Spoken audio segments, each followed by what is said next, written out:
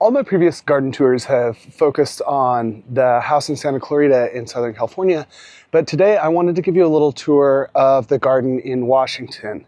I'm in Bellingham, which is on the coast of the Salish Sea in the northwest part of Washington, just south of the Canadian border.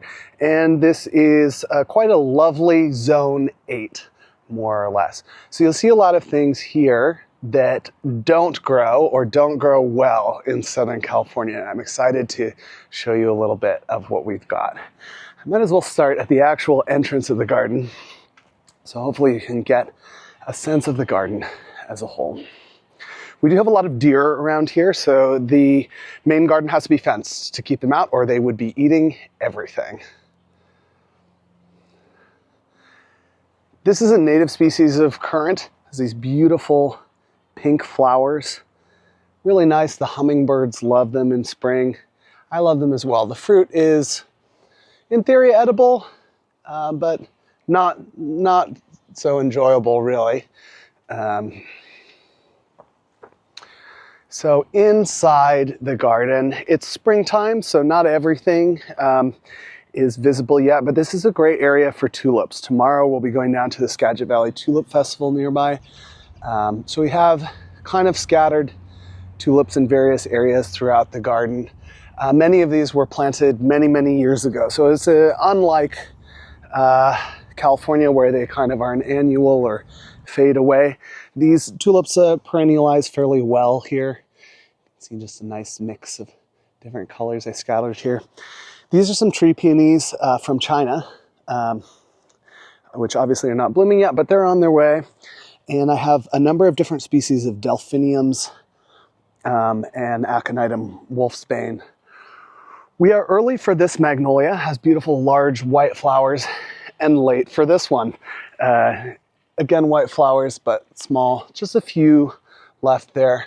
This is a magnolia called Cleopatra, which is darker earlier in the season. They're beginning to fade out. One theme you'll see with the magnolias in the garden here is we're at the end of the season for many of them, so they're kind of fading out, losing a little bit of their beauty, but still very nice.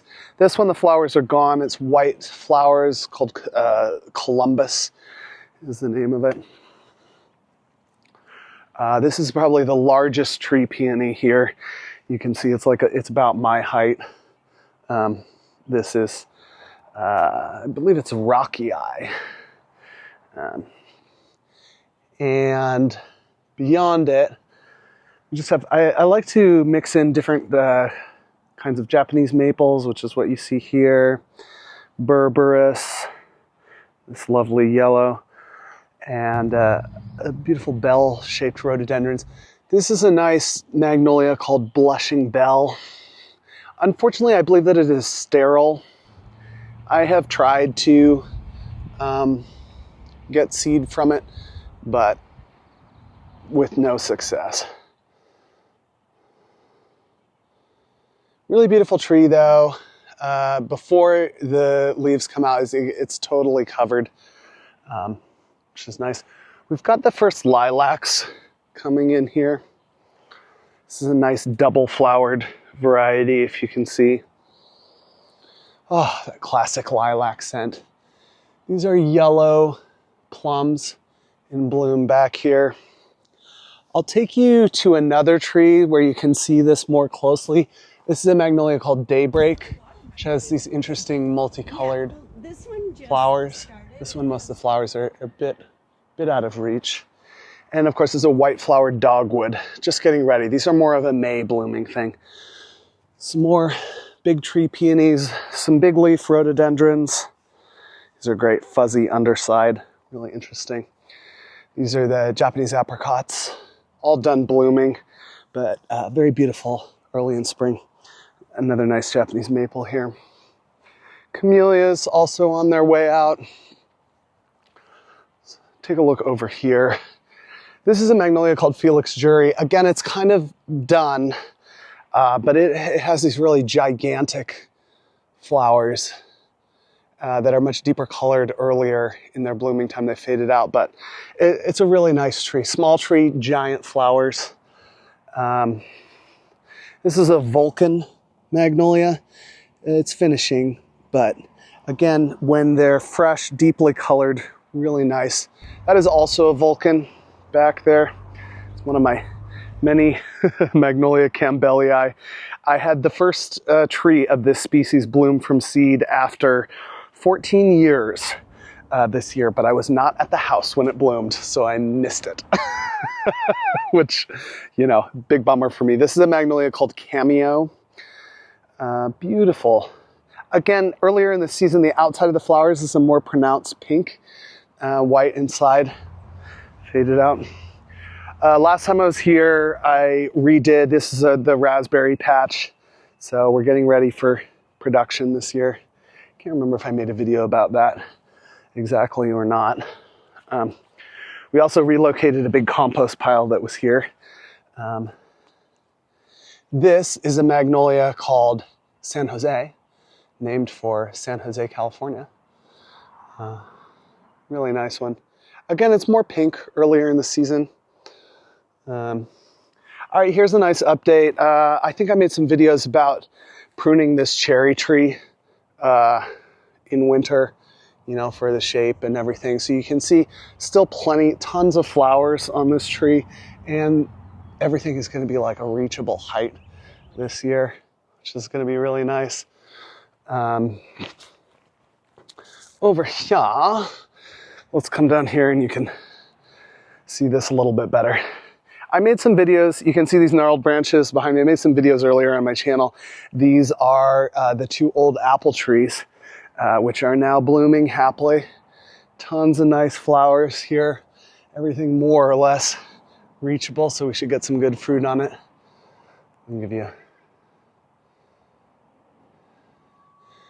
That's the result of that work this winter up there in the wet branches. These beautiful,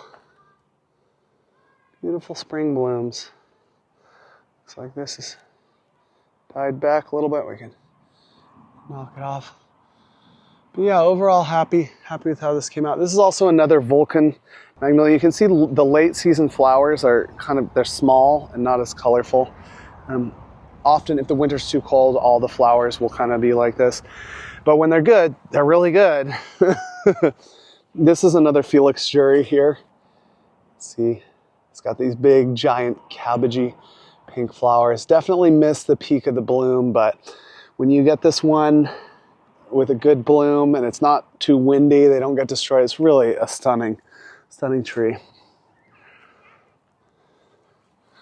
We'll come over here, see what we've got. All right, next to me here, this is a tree that's really special to me. It's a honey tulip. It's quite unusual. It's got these really yellow for a magnolia flowers, and they've got great form, and they come out before the leaves appear, which is that combination is it took a long time to get. It's a highly desirable one, and there aren't too many magnolias that have this beautiful shape. They still have the yellow color, precocious flowers. So that's a special one. This nice tree over here is Rustica rubra, a classic Magnolia solangiana. This tree is so graceful to me. I love the way it looks. Here is another hybrid that I think is really cool. The flowers are a little bit beat up, but this is Sayonara. You can see how big they are. These beautiful, pure white, kind of look like fans or goblets, you know, on the end of the branches. Small tree so far, but really big, gorgeous flowers. It can get a little bit beat up in the wind, unfortunately.